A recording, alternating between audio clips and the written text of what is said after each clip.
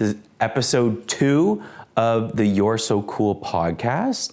My name is Reginald Gray, and your name is? Jada. And you're my? Wife. This is the podcast of two people who are married, getting to know each other, and baby on the way. What's your name again? You're a goof. You are. Not that really getting to know each other.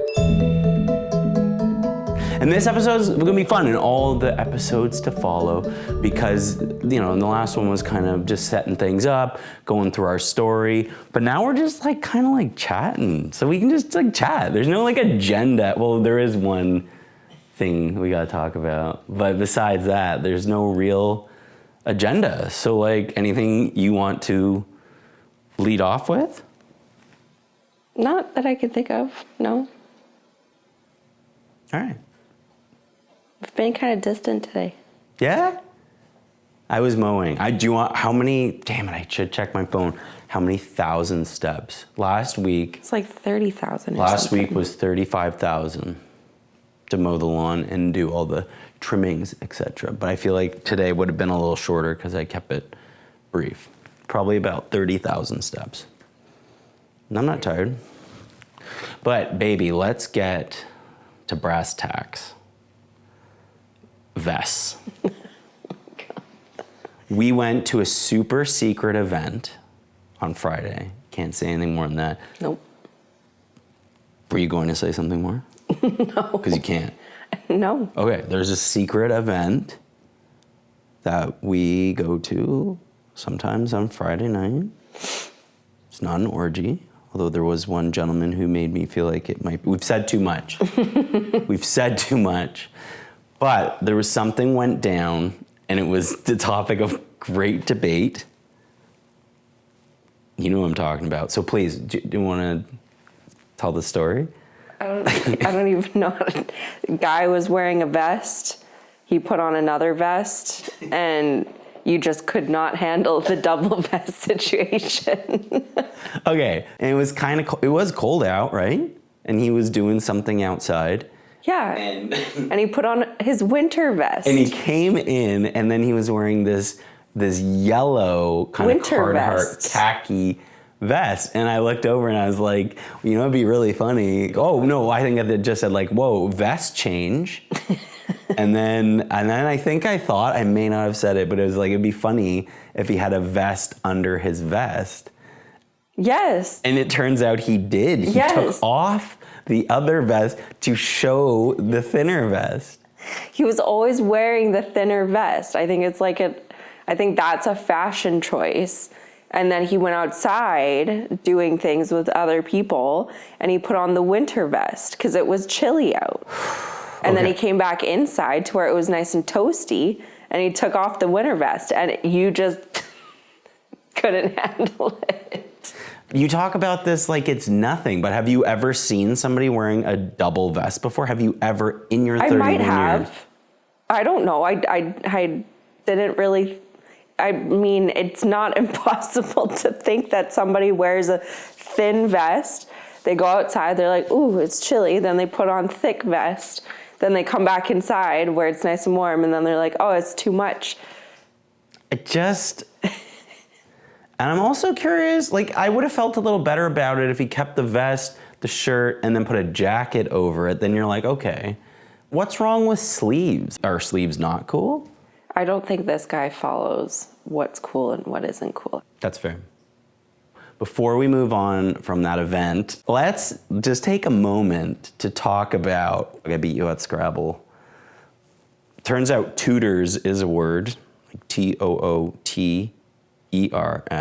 Scrabble defines it as multiple people tooting, or tutors. The only reason why you won is because you got a bingo. It's a bingo. If you didn't get that bingo, I would have won by 2 points. It's true, you were dominating. Your average score per hand was way higher than mine. Yeah. Where are we? Where did we come this weekend? This is a different set than the last time we did this. This is a whole new situation. What's the dealio? Introduce me to where we is. Fort Nova. Yeah. The cottage. The weekend cottage. The weekend cottage. So you've spent now 2 weekends here. What do you think of the place? It's a very old house. It's from the 1800s. It's as old as the American Civil War, which always blows my mind. Abraham Lincoln was around when this place was built. Weird. Isn't that crazy to think? That is crazy. Truth. Tons of stories. I've done videos on it before. People can look that stuff up. But the exciting thing is that I've added my wife to my life, which obviously whole new game plan of we have this kind of cottage here, which is huge. It could be a 5-bedroom home. And then with 127 acres, and then we have a home in the city where the university is, which is turnkey and doesn't need any work. This place needs tons of work. I've made it a bit of a museum of sorts of older things, and at the other house, I've very much decided not to make design choices, whatever you want to do, my love, because this is where I have a chance to like just put weird old stuff, which is kind of my jam. But what do you think this place should be? I had ideas, but money and time. But you're a fresh set of eyes. What do you think? I don't want to change a whole bunch of it. I love it how it is. It just needs some sprucing up. That's all. I like it.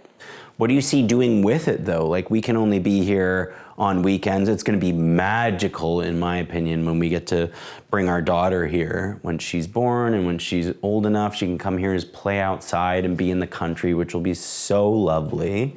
That's going to be magical. It'll be so nice. But what do we do to manage this place? Like, I always wanted it to be an Airbnb. I currently have it on like a camping app where people can Airbnb camp here. Mm-hmm. The place is definitely, again, fixer-upper that I don't think it could be a straight up Airbnb as is. Mm-hmm. We have 2 homes, but we're not swimming in it. Mm-hmm. So what do we do? Do we just kind of, the mortgage is cheap enough here that we can definitely afford to keep it, but do you see it as being a rental property, Airbnb, destination, kind of home, or a summer home for us? What do you think? Yeah, it depends. But I think if we were to spruce it up more, you could definitely put it on Airbnb and have people come and stay here when we're not here. And it just needs some, not that there hasn't been love put into it, but just a little bit of TLC. You know, and then, yeah, put it up on Airbnb because it's not like there's a lot of places to stay around here. But it's nice and quiet. The area is beautiful. The ocean's right across the street. Yeah, that's the one thing about the South Shores I've shared with you just a little bit. Like, I took you to that beach yesterday. It's called Lewis Head for anyone who wants to experience it. And world class, right? It's beautiful. That thing, and there's not anyone around. No. For kilometers. The South Shore is known for its beaches. I haven't even seen that many, so we'll get to explore, which will be nice. And yeah, I love the idea of our little one growing up with the ocean right across the street in this old house, but it would be nice if we could turn it into some kind of an income. Yep. So what do you, like, you've spent a couple days here. The first night you had to do something. Yeah, I smudged the out of it in here with some white sage just because it's old. It's probably the oldest house I've ever stayed in, ever, I think.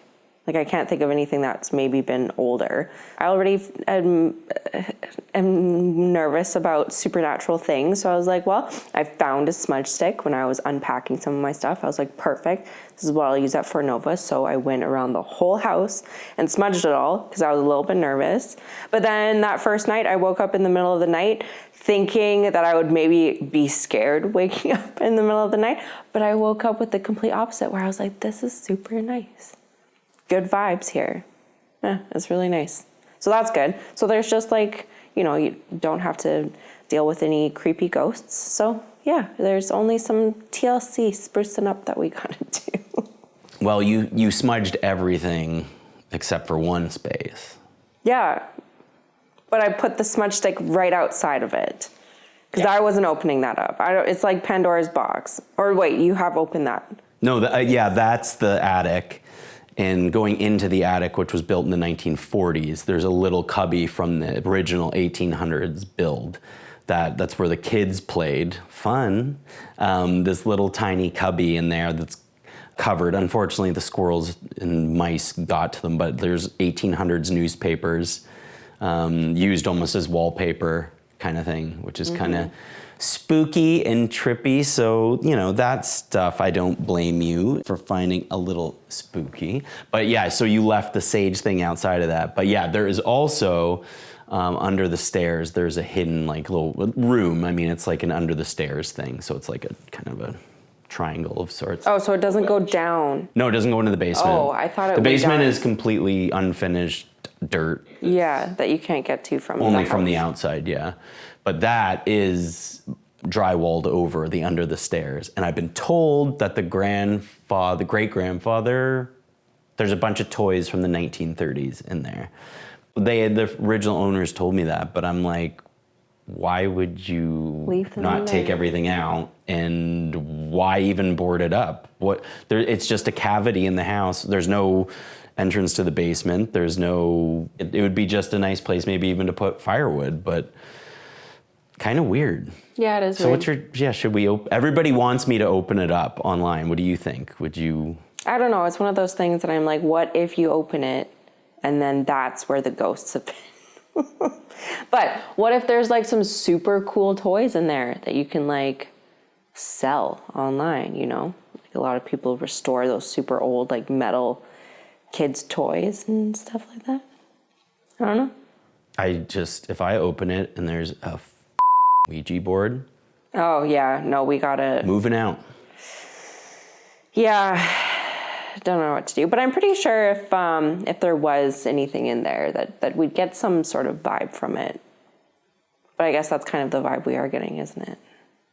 Well, the room beside it is the death room, where this not only was this the 100 years, this was a post office, but it was also the hospice, because it's the original house, and then all the houses built around it in the 1800s, all the laborers, anybody who was sick, would come here to die in that room. Why right would they come next here to to die? This was just the central house, because it was the first house built.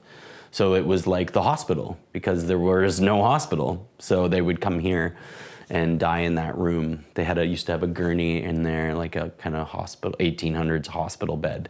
And they would come here to die. But they said that they were all like kind laborers, nothing to worry about. Mm-hmm. And the last woman who was born and died in this house, I've been told we would be lucky to have her haunt it. I've never experienced anything at all. There was one day I told myself I felt air in my ear or something, because my friend Pat stayed here one night and he told me he experienced that. And then I think I talked myself into it, but I don't think I've ever experienced it. And I stayed here by myself. Air in your ear? Like some Somebody little old... Oh.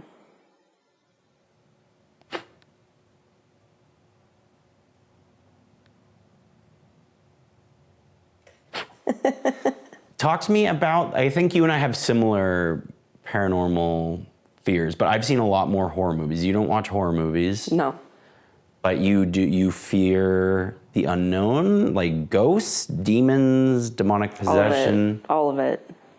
No, like I've said multiple times that if any of that happens to me in real life. Oh, well, restart that. Okay.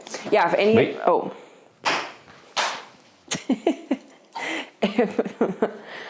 If anything like that happens to me in real life, like there's no going back to normal life. Like there's no Monday to Friday, 9 to 5, working a steady job. Like just put me in the f***ing insane asylum, because I'm never coming back from that.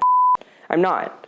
Like The Ring, when I watched it at 12 years old, that was awful. That ruined me for a long time. Even still, sometimes when I'm around TVs that are big enough that like a person could come out of it, I get freaked out. And then the other one that really ruined life for me was Paranormal Activity. And I saw like the first two. I think there's a third one, and I never I saw think that there's one, like but... 7 at this point. But yeah, like those just now, sometimes when I wake up in the middle of the night and it's always in my head that I freak myself out the most, and I'll just be lying there and just looking at the doorway and then just waiting for like fingers to come out, or or like a shadow or something. I'm so scared if any of that what's it called? Sleep paralysis happens to me.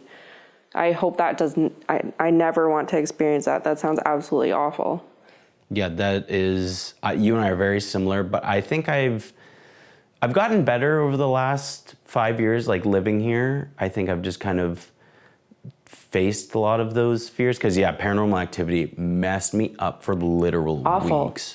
Weeks. My sleep. I still don't even know how they did that movie. Yeah, terrifying. It is. And like that. And sleep paralysis is an interesting one, because I've had a lot of sleep paralysis moments, and it wasn't until like 4 years ago that I saw a documentary explaining what sleep paralysis was, that I was like, oh, I can actually talk about those instances now, because I'm not crazy. The That's first awful. one, first one was, it was pre-1995, because it was in my old house. So I was under 10, and the lights started flashing through, I was on the upper floor, and lights started flashing in my window, like a bunch of different multicolors. Aliens. The whole house started shaking. And I tried and tried and tried to scream for my parents, and I couldn't. It was like, and I just And you couldn't move? Couldn't move, couldn't say anything. Under 10 years old, terrified, house shaking, lights in the window, couldn't speak, and then it just kind of went away. And even at that age, I was like, don't tell anybody about this.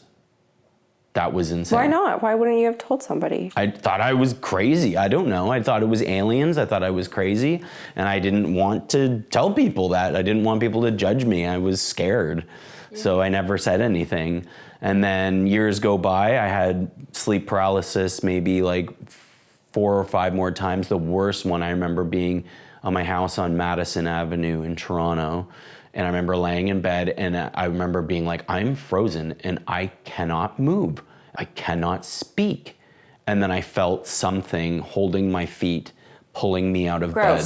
Gross. It was disgusting. Nope. Awful. To this day is one of the scariest things. And I'm like, try to speak. And you're like, it's scared. One of the scariest parts of it is, yes, you feel some weird entity in the room, but then also you have that like locked in syndrome where you can't speak, you can't move, but you're conscious. Like, it's so messed up.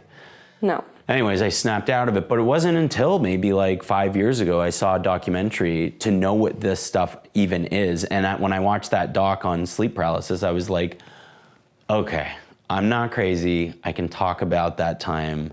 I can talk about the times I had the demons in the room, but I kept it all to myself after it happened, because it freaked me out. Yeah. But I still, to this day, I don't know, there's like a masochistic part of me, I guess, that likes horror movies. I remember being a little kid and watching them way too early, because I had siblings a lot older than me, and my friends had older brothers, and they'd force us to watch these things. I think I watched them too early, but I still kind of like them.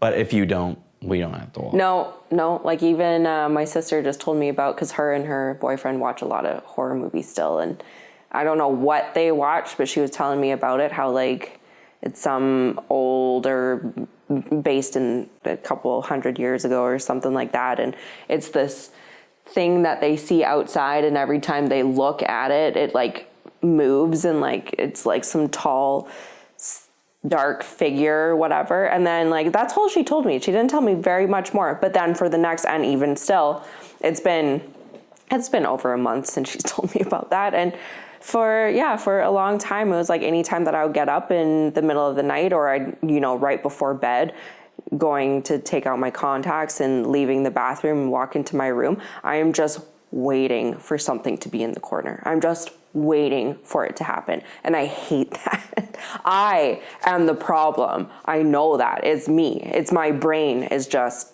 I don't know why it does that. It's awful. I don't like it.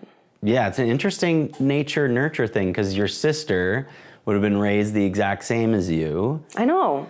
So, but she was a scaredy cat growing up. Oh, she was? She was. I was definitely the more adventurous one, but now, like, no, I don't watch any scary stuff. I love the TV show Supernatural. That's a good one, but I mean, that's not even really scary. But no, like horror movies, no. So does she sought them out, or she watches them because her partner wants to, or? I don't know. I'm not sure. You'd have to ask her. And so because you said you were more adventurous growing up, and now she's watching these movies. When did she and you? I don't know, but ever since here and she ever was since here. Paranormal Activity, which has got to be when I was like 17 or something like that. Like I was just like, nope, no more, not gonna happen. Don't want to do it. No fucking thank you. And was it the same?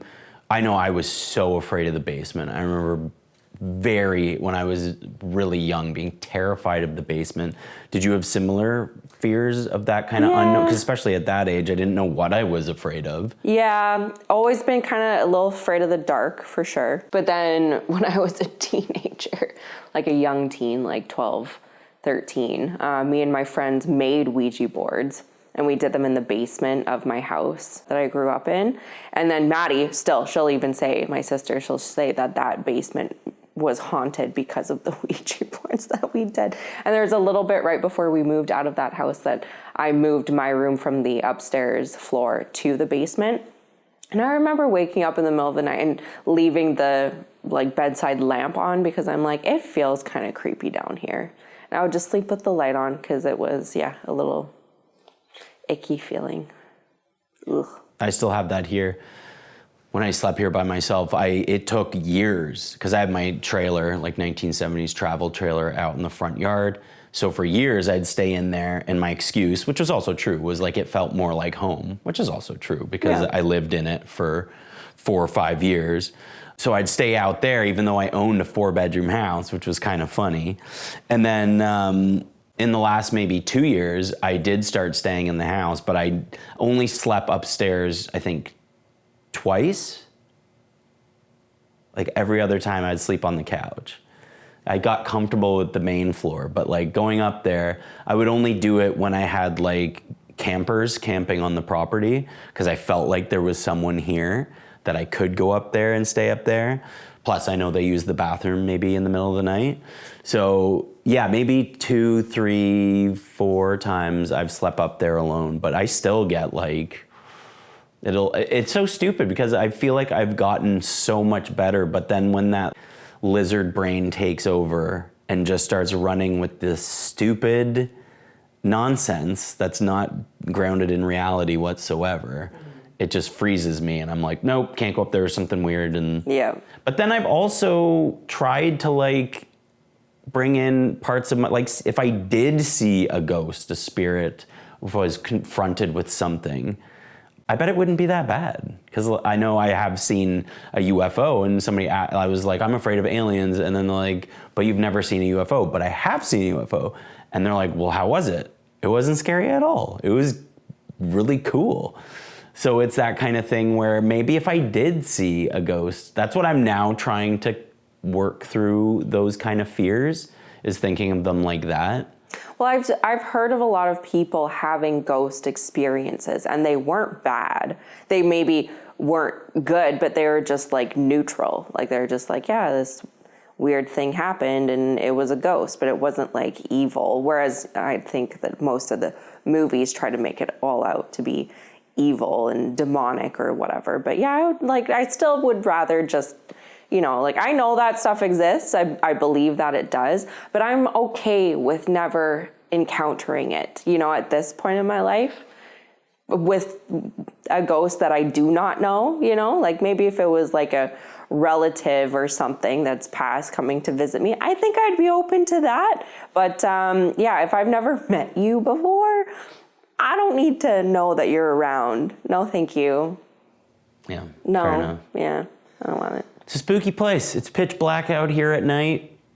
It's dark. You've slept here a couple times. Yeah. What do you think compared to Kentville? Like, is it a good contrast this place? Yeah. You like it here? Yeah. It's nice. You're good. Yes, I love it here. Okay. Yeah, it's very cute. Like it would be a little bit, I don't want to say rougher because that's not exactly the best word for it, but it would just be much different. It's much more isolated, and I wouldn't say I don't do well. It would change my life a lot more. Whereas I like being closer to the city where there's people. It does make me feel a little bit more safe, where I know if I like go running, screaming out my door that people will hear me, whereas they won't hear you so much out here. But I don't have that worry so much here, you know? But no, it's lovely here. We just need to get some things going, get what we need here to be here, like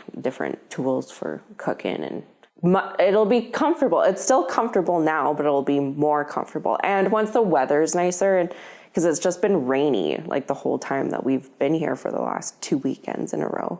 So it'll be nice when the weather is nice and enjoy outside, have fires, watch movies on the projector. That'll be lovely. It'll be so nice. Have beach days where it's not just raining. Yeah. It'll be nice. Yeah, and our neighbor, Bubba, who's a superstar, love that guy, love you, brah. He'll like to shout out.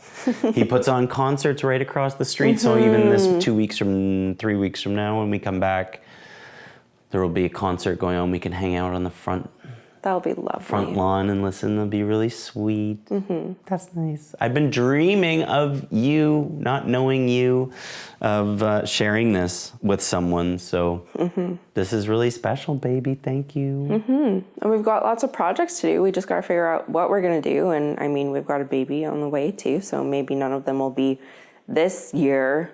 But I mean, there's stuff to do. I think it would be really nice for it to be an Airbnb where people can stay upstairs in the rooms and stuff. It would be nice to turn those 2 rooms into one big major master room. People would want to stay here for sure. It just frustrates me. I've had so many things I want to do. Just money is an object. And it's where to put resources, I just wish I had a million lifetimes. This place would be so spectacular. Mm-hmm. And it is frustrating. It's so frustrating. It'll take some time. Yeah. Like that little nook right beside you, a little reading nook. Oh, well, that one. Yeah, there you go. Make it into a little reading nook. Oh, so cute. Put like hanging twinkle lights there, you know? Oh my God, adorable. Yeah, that would be really special. The big bay window. Yeah. But where does the organ go? My precious organ that apparently doesn't work anymore. No, it can go like right there. Oh, that's true. Actually, it would be quite nice there. Or right there. Behind you. Yeah. I like over there. I think that's pretty cool. There's just the baseboard heater there. Oh, right. That's the only thing. Yeah, last weekend I had my friend Joey here who's moving to BC. I'm very sad. Tried to play it. It didn't work. And it was very heartbreaking. And Joey and his wife Megan also gave us these chairs that we're sitting in. So big up. Super cool. Super cool. That was a nice little surprise. That was a nice little surprise. You mentioned a baby on the way. Look at that big belly. How far are you now? 6 months. 6 months? Only got 3 more to go. Oh, how many weeks is this? 24. 24. So what are we at? Baby now has eyelashes, eyebrows. She Baby can hear stuff. us. Everything, yeah. She's the size of a Sega Game Gear. I think that was last week. Oh, bigger. She's bigger than a Game Gear. Maybe it is this week, yeah. An ear of corn. That's how long she is. She's the length of an ear of corn. Just a little bit over a pound. Yep. Hold her right She's there. still just wee. She's been kicking me a lot lately. And then like the other day I was telling you, I could feel her kicking on one side, and then over on the other side it felt like little fingers like tickling me. It was kind of funny. It was like kicks are like a poke almost, but this was more like I was like, what the hell's going on in there? Yeah, she's a silly girl. Her little finger, and she made the doctor laugh the other day when we went for an ultrasound. Before she made the doctor laugh because she put her foot. I can't even do it because I'm an adult, but she put her foot. Yeah, like right. If this was my foot, right up, and the doctor giggled as it was cute. But she made the doctor giggle last one you went to as well, Yeah, right? because she got the Doppler out, and then could hear the Doppler, like could hear the heartbeat for a little bit, and then all of a sudden it just disappeared, and she's like, oh, she just moved on me, and like totally went just boom, other side. Silly girl. I know, she's adorable. She's already super silly, like her dad. I mean, Wow. so where are you at getting ready for this? How are you feeling? We got a lot to do. We have a lot to see what's going to shake out. We got a lot to do. Just with hand-me-downs and figuring out what we need. And like, how are you feeling, but especially mentally and emotionally to become a mom? How are you feeling? I'm very excited. But there's a lot that we have to plan out over the next 3 months. We got to figure out what our bedroom situation's going to be like, where the baby's room's going to be. There's so many things to figure out that I haven't really been looking into. I mean, when we found out we were pregnant, we had a lot of stuff going on. We were getting married and then moving, and it was like I didn't really have time to read on a whole bunch of stuff, and it felt more like once we got to the house it would be better, and that's the time when I'd start reading the books. And so I've started to read the books, and there's a lot that we got to do, but it'll be okay. It's just we got to figure it out, Spencer. And we've been busy ever since being back here too, so it's just there's a lot to do. Yeah, it's just the practical side of it, juggling 2 properties. I'm in school, I'm working, you have a job, there is mat leave, but still, and it's just, this is gonna be a lot. We're in for a sprint. Yes. An 18-year sprint, if we don't have more, which we don't know yet what's gonna happen. So yeah, we're in for it. But you said something really beautiful when we were driving the other day where you're like, I feel like having a kid is gonna give me a lot of purpose and meaning. And how are you feeling with becoming a mother? Does that feel like a big milestone for you? Did you see that coming? Yeah, I always wanted to be a mom for sure. I wasn't sure when it was going to happen. You know, sometimes it's just, what am I gonna do today? You know, like there's not much. I mean, we've been very busy, but it'll just be nice to have like a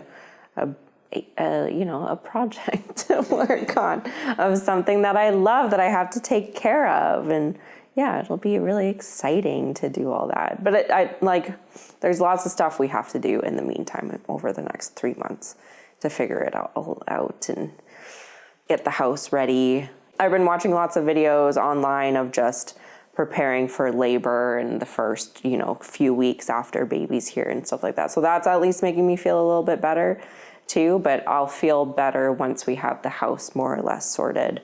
We've got all the baby gear ready to go, and we know how we want to go about the first couple of weeks with you being back in school and baby being here and all that stuff. Yeah. Our house is a weird layout, the Kenville house, where it doesn't totally make sense where baby should be, where we should be, where guests should be. And I'm also nervous that we kind of grow out of it really quickly too. So it will be interesting to see where things shake out. And yeah, we got to figure that out. And then we're in an interesting place too, where we haven't known each other that long, where we do have to sit down and talk about parenting and plan, and because it's not like we dated for 2 years and then decided to get married and then decided to have kids.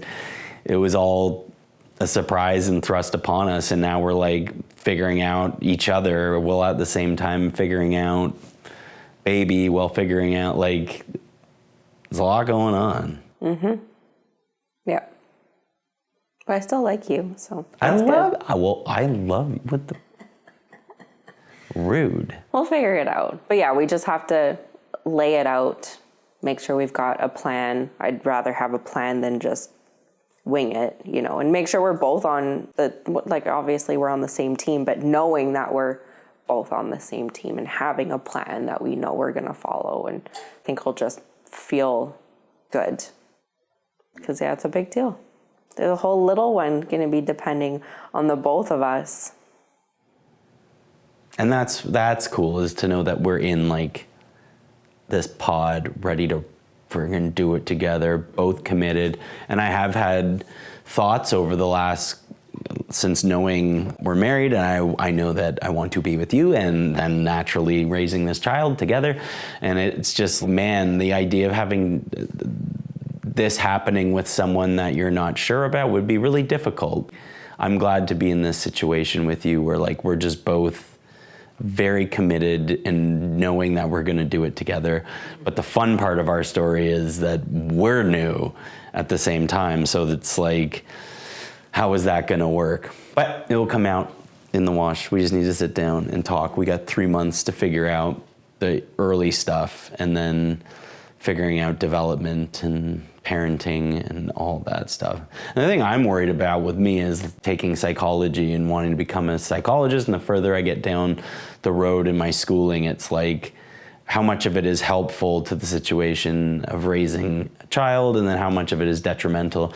And a lot of my profs talk about their kids, and I'm definitely going to pick their brains and be like, where I even asked your sister, remember when we were at your house or her house when we met her when I met her for the first time, because your sister also has a psychology degree, and it's like, how do you make sure to not bring professional stuff home and still allow your kid to be a kid and not be like, oh, I need to hit these developmental but at the same time, there are also some really good hacks that I know that maybe other people who don't get a formal education might not know. Mm-hmm. So that's a bit weird. It'll be interesting. I just think that no matter what happens, we just gotta do what's best for our kid.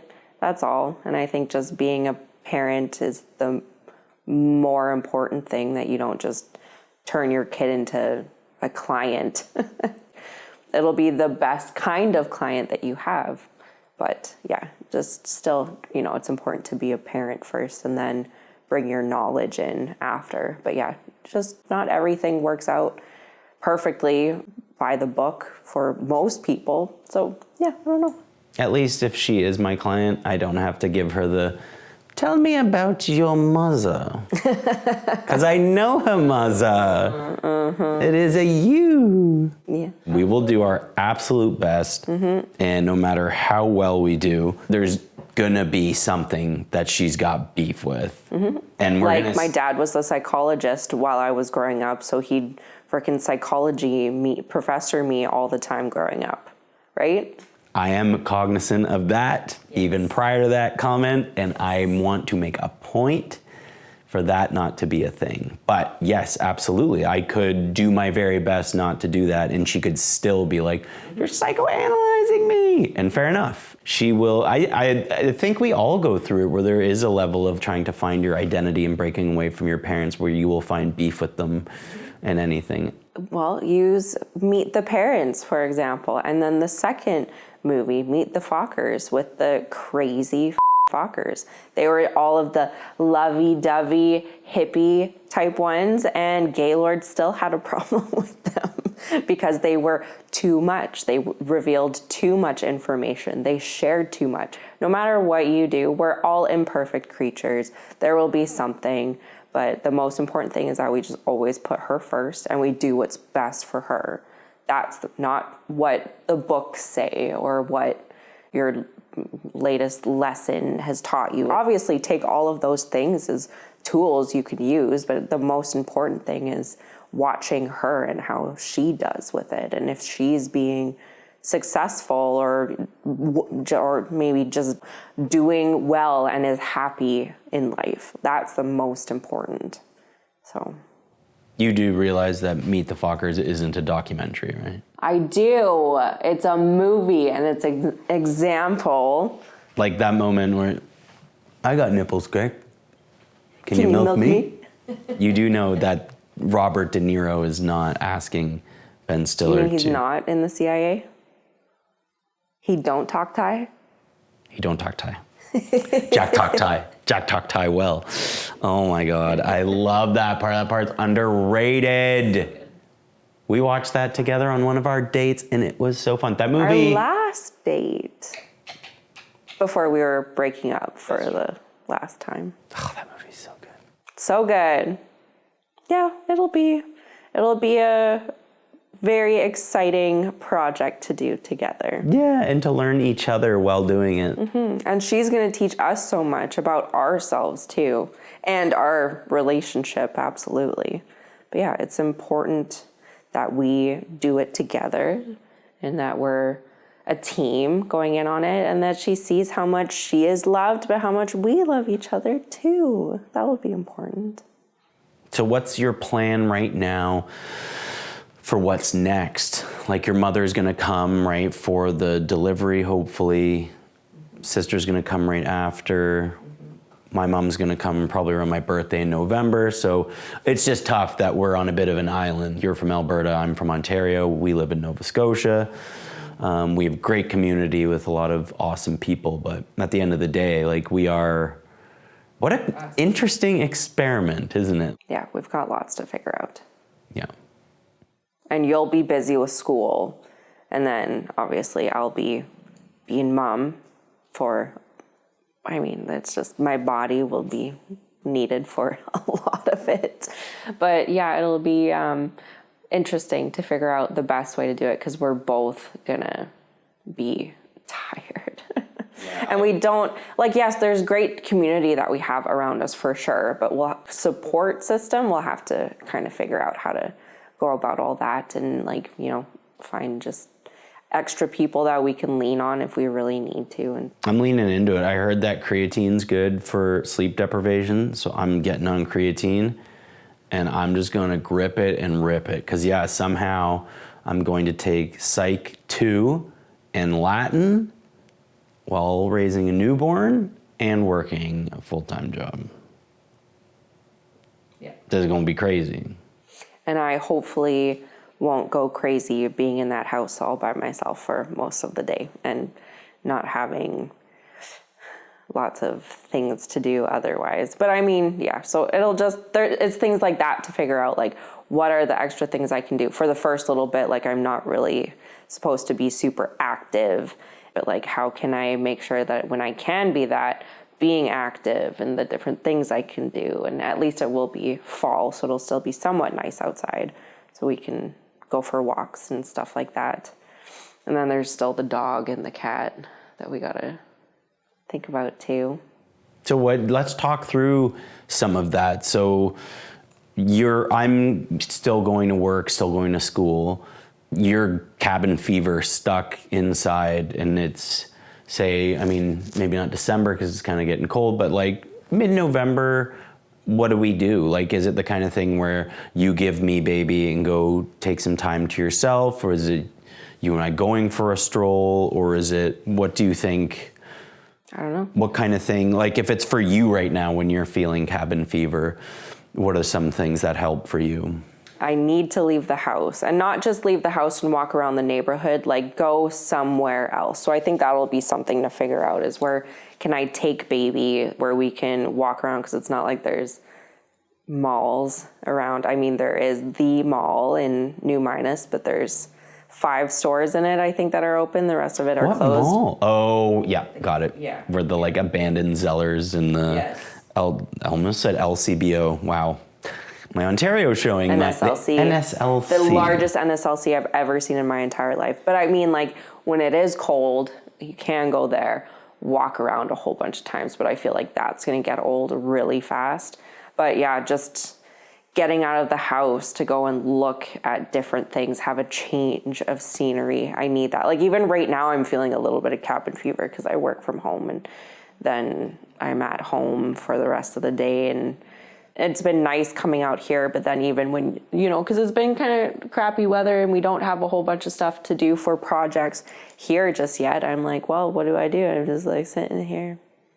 And it is nice to not have to do anything, especially leading up to such a busy time in our lives and stuff. But yeah, I need to figure out that kind of stuff a little bit more. Like, what are the things that I can do to keep myself busy and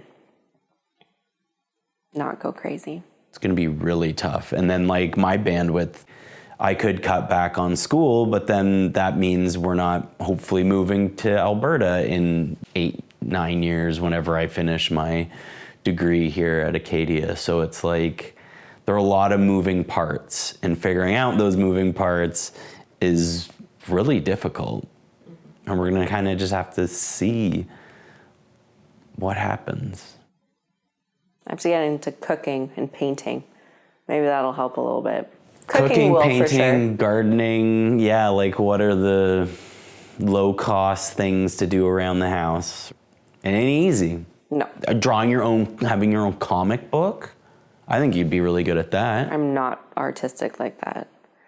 No. AI, use AI. I don't want to use AI. In your face, AI. I like asking it questions, but like, no, I don't know. Tell me about your life with AI. Like, what do you think of this whole I've been asking it lots of questions about baby stuff, which helps. Yeah, it's nice.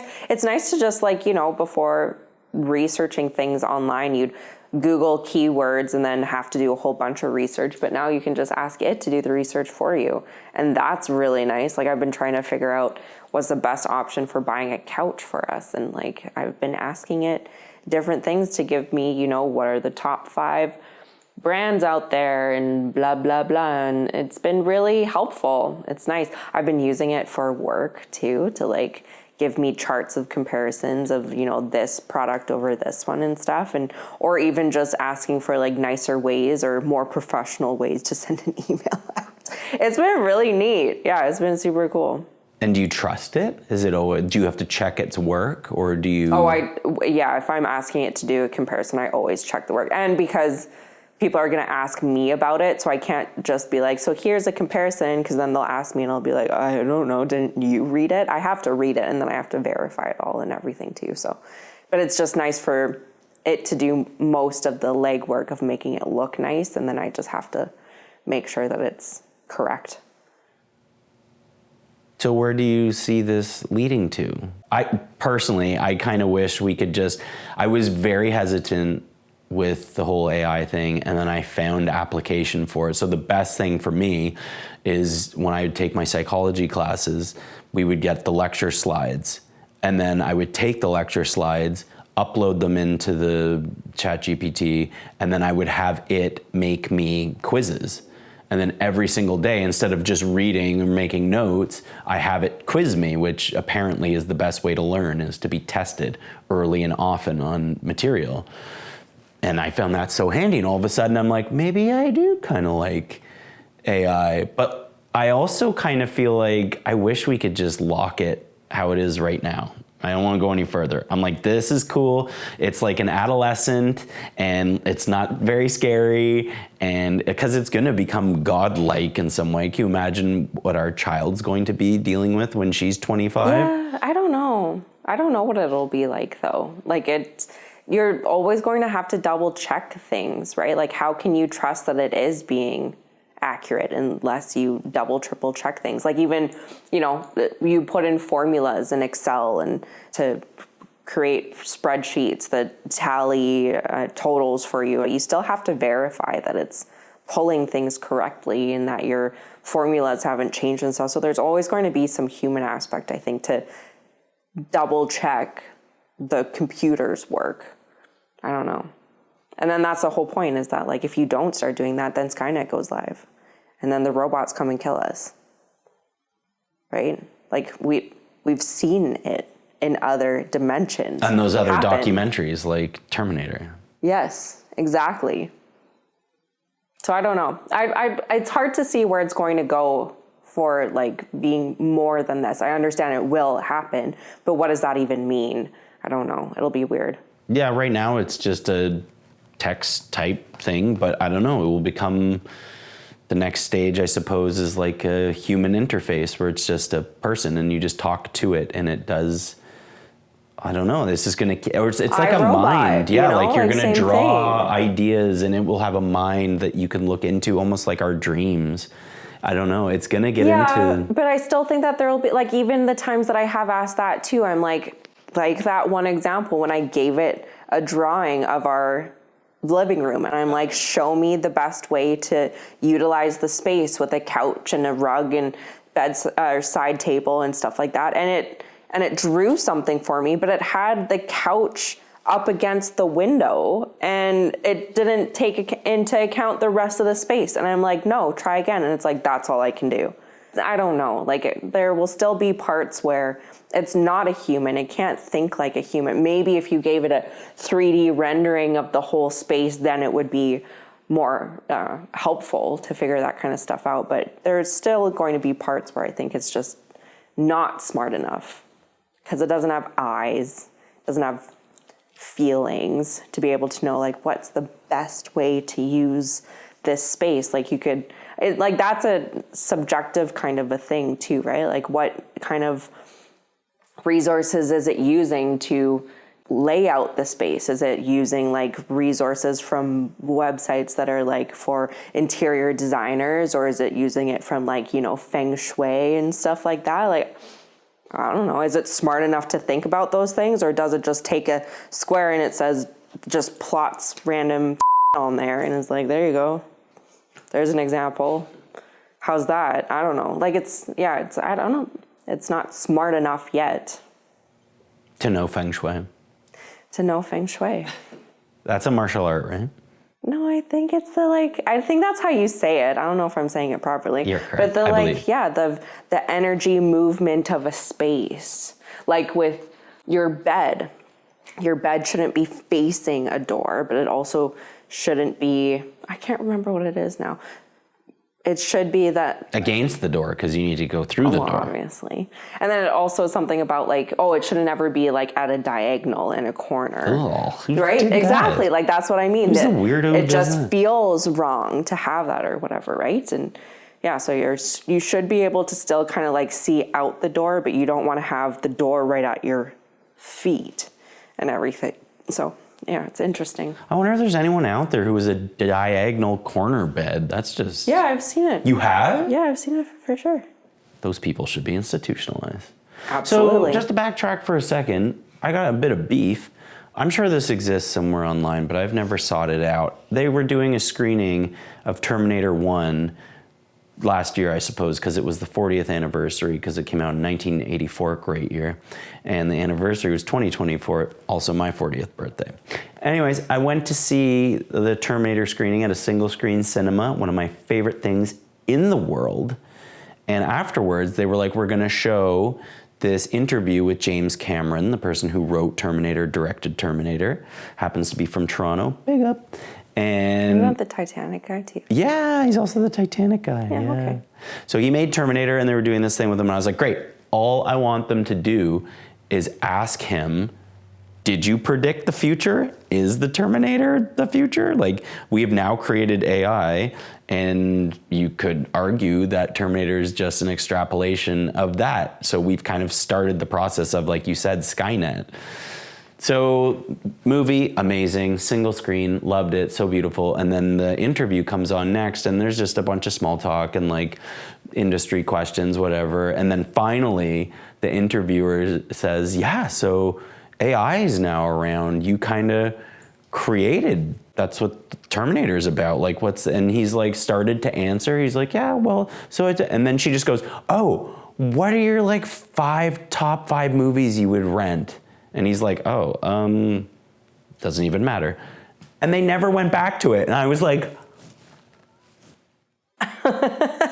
this interviewer should have their journalism certifications removed because you're clinically insane to ask James Cameron anything other than the most interesting question possibly in the world is to ask James Cameron about predicting Skynet and AI, and I wonder if somebody else. It. I wonder if somebody else has. It must. That's why I preface this whole thing by saying, if I really wanted to hear his response, I'm sure I could easily. There's probably 50 interviews with him, especially since what's been happening in Terminator turning 40. But it was just this one specific instance where I went to see specifically that, and I was so specifically upset.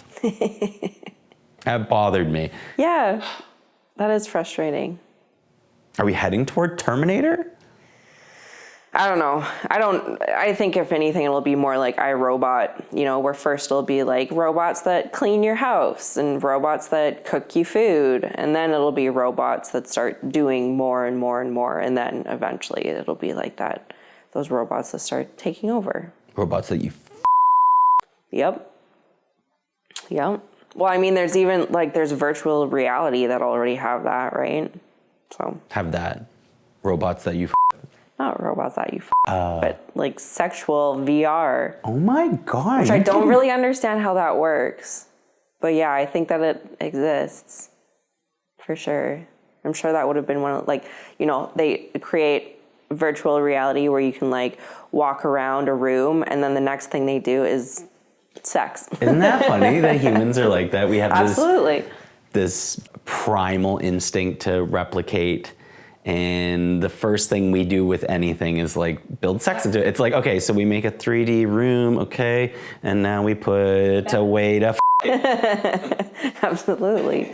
That's why porn is so successful. And did you know the whole Betamax VHS thing? This is probably before. Did you ever watch a VHS, sweet young lady? Yes, I have a box full of VHSs. Yeah, I know. I love that about. I was leading the witness. I love that about you. But there was 2 different like 8 tracks in the format cassette. Not 8-track. It was Betamax and VHS. Betamax was way better quality. I think they were Sony, or was VHS Sony? Doesn't matter. Sony doesn't need a plug. There was VHS and there was Betamax. Betamax was way higher quality, but VHS, you could fit an entire movie on it, whereas Betamax, you can only fit 60 minutes. So porn went all in on VHS, and the rest is history. Betamax never saw the light of day after that. Professionals used it to like shoot news and stuff like that. It was always Betamax. That's what I don't understand. In Nova Scotia, we live in the middle of nowhere here. Back at home, not a lot of people. There's a lot of sex shops around.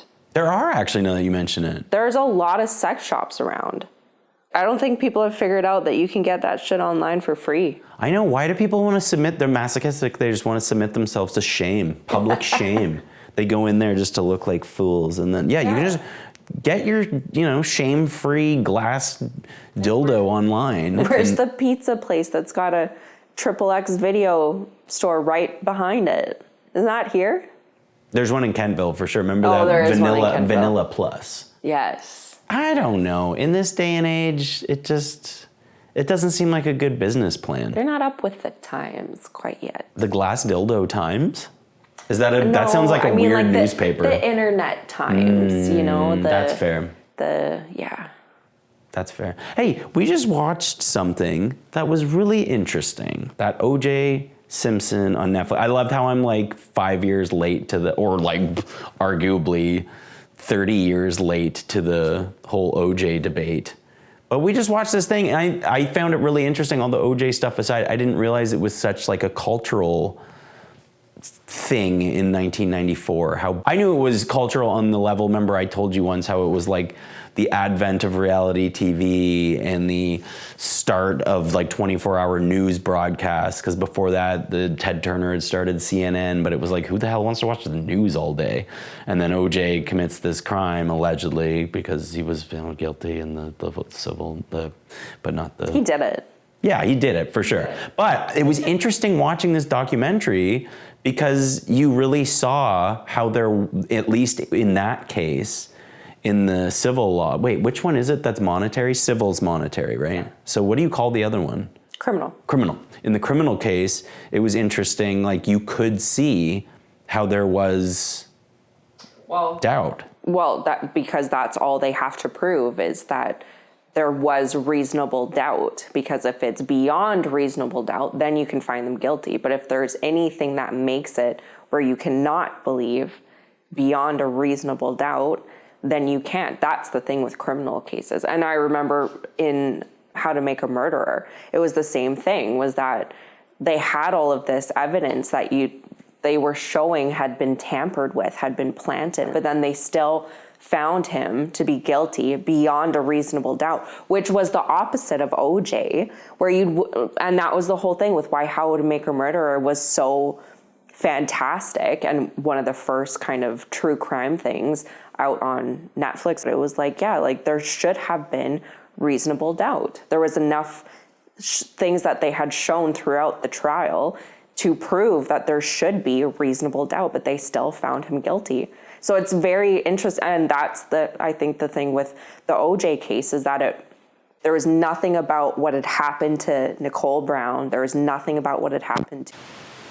Oh, I'm glad you looked down. Yeah. Somebody died. I just found it interesting too, the evolution of, wait, were you done? You were saying there was nothing about you, it kind of went crazy. Oh, yeah. You were saying there was. Yeah, I went crazy. It went crazy. Not you went crazy, it went crazy.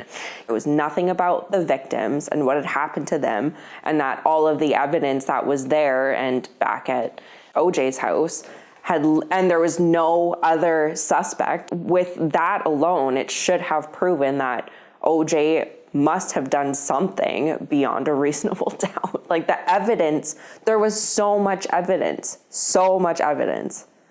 But it was all circumstantial, which is also hard to prove in a criminal case. But it is just very interesting how they do it down there in the States when it comes to criminal cases. That, you have to prove beyond a reasonable doubt that that person had done it. And they did a very, very good job at creating doubt. God, listen to you, like somebody worked at a law office. I love criminal trial court cases. I find the legal system to be so fascinating, and how it is not what happened, but how you can spin things to make the jury not believe any of the stuff that's put before them. It's very interesting. It is very much about, you don't have to be a good lawyer. You have to know how to sway people.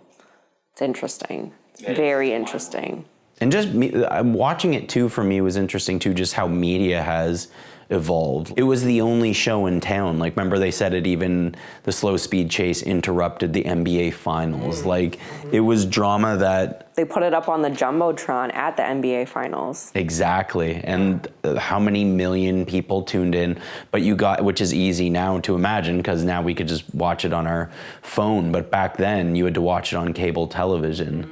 And it's just interesting too to think the way we compile media now, like even looking at that documentary made 30 years later, we get to see every single piece laid out perfectly, and then we can see where they are now and blah, blah, blah. But if you think back to then, to follow the story and make sure you're getting all the points, it would be really hard to do. And that's where journalism was really important, and books. Like, that's where somebody wrote a book after the fact and compiled all the information. Whereas now we're so spoiled with these documentaries that get to kind of look back in hindsight that are easily accessible.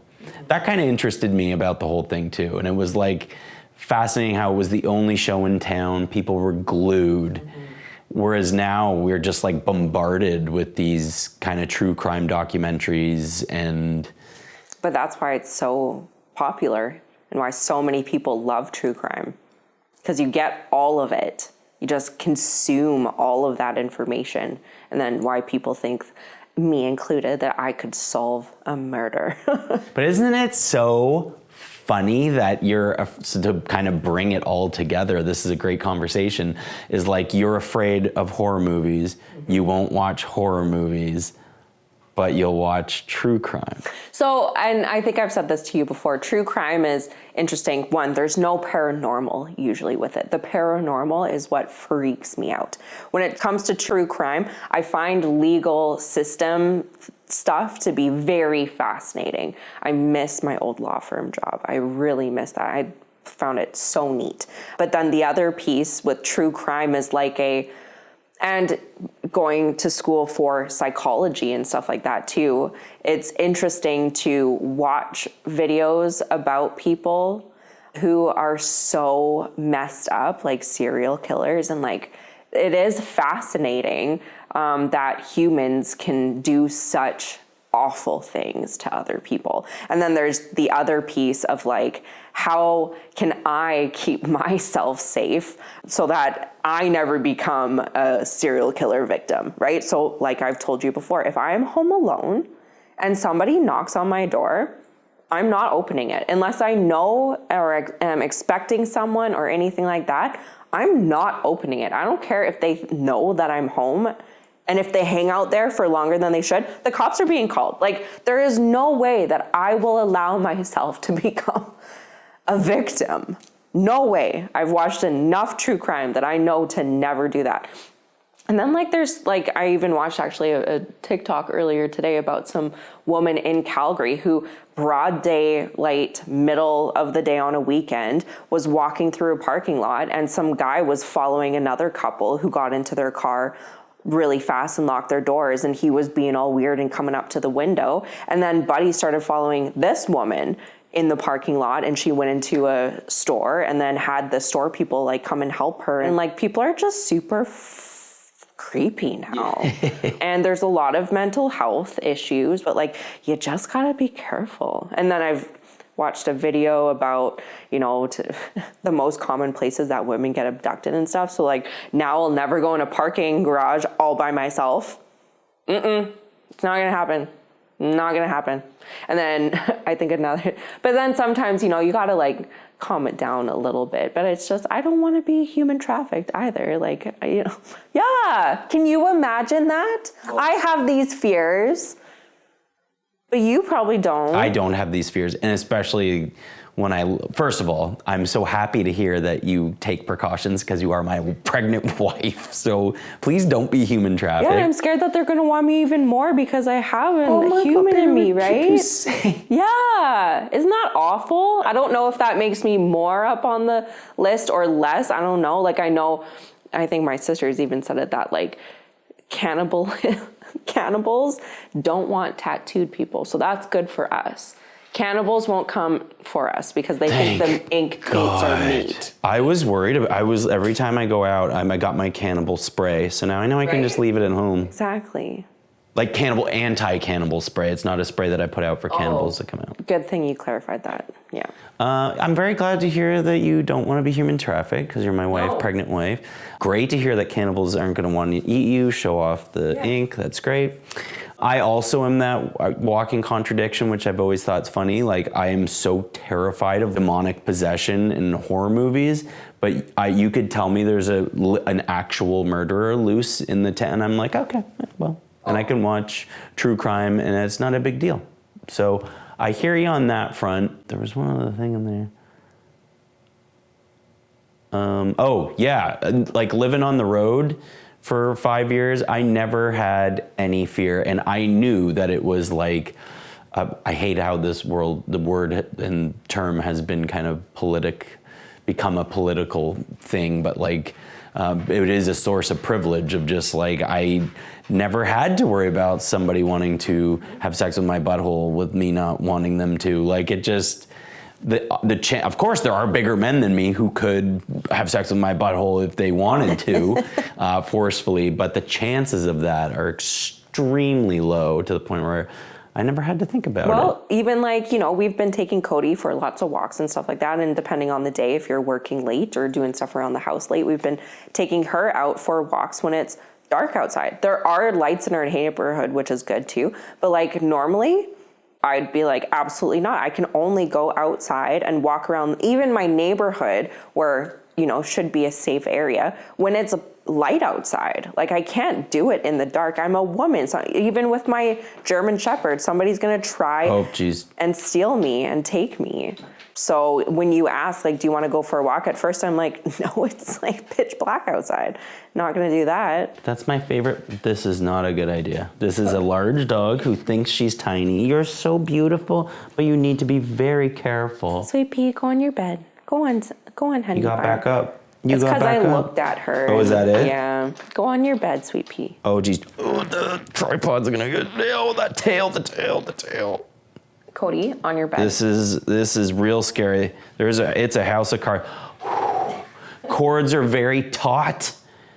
Camera, like, wow, that was really intense. Stay there. That's a good girl. Yeah, you stay there, puppy. She's a good girl. That's good. Okay, now we gotta stop talking to her like that, because she'll be like, oh, attention.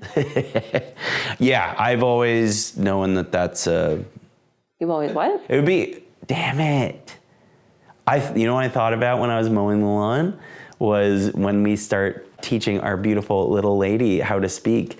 I wonder if my knowin, I say instead, so Know, I say knowin, and then you say the more common way of pronouncing it, known. Known. and I say knowing, and I get called on it, which is quite funny and cute. I'm 40 years old. I've never knew I say it like that. So that's funny. But I wonder with our little one, if she's gonna say knowing or known. I want to say known. I want to say the common thing. It's just natural for me. I don't know. She'll probably have some Nova Scotian accent. Oh my God. Is our child gonna sound like a Maritimer? I guess so, huh? It all depends. When I lived in the Valley for 2 years before I moved back to Alberta, I was like, there's no accents here. But then going to Halifax, I've never been north up like near Cape Breton, but I think that's more where the real accents start coming out. I have had moments where more rural Nova Scotiaers, when they talk to other rural Nova Scotiaers, I find it very difficult to understand what they're saying. Same with people from Newfoundland, like Newfies. Sometimes, no idea what they're saying. Same when I was traveling full-time in Nashville, I'd go to this one tattoo shop, and when the guys spoke to me, it was no problem. I can understand them totally fine with their southern drawl. But when they spoke to each other, it was like, I have no idea what you guys are saying. It was just like a pigtail is how I described it. There's no break. This one sentence is one word, and you're like, what are you guys? But they seem to just intuitively make it legible, audibly legible. What would you say? Understandable. Oh my God, baby, this is one of my favorite things in the world. It's a sun shower. Oh, I love that. So there's a rainbow outside. This is my favorite. Look behind you how heavy it is. Oh, it's beautiful. It's so heavy. Sun showers are my favorite thing in the world. Oh, baby. Should we go look at it? I think we should wrap this up and we should go dance in the sun. Okay, that's a wrap. It's a sun shower. Baby, you coming out in this or what? You coming out? We're running around like a family. This is a nice moment. That's my baby. That's my baby. Oh, we got lilacs, by the way. That's our pooch. That's where we were shooting. And that's a sun shower, folks. Sun shower, guys? I'm dizzy.